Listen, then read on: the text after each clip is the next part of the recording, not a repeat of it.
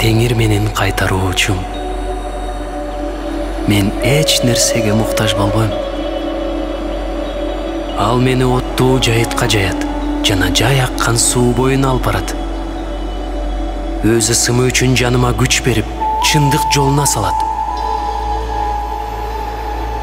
Өлүм көлөкөсүнүн өрөөнүндө жүрсөм да, жамандыктан коркпойм. Анткени сен мени мененсиң. Сенин бийлик таягың менен койчу таягың жанымды тынчтандырат. Сен мага душмандарымдын көз алдында дасторкон жайдың. Башымды зайтун майы менен майладың. Чөйчөгүм ашып-ташып төгүлүп турат. Береке менен ырайым мени өмүрүмдүн аягына чейин коштоп жүрсүн. Ошондо мен теңирдин үйүндө түбөлүккө болом. Амин.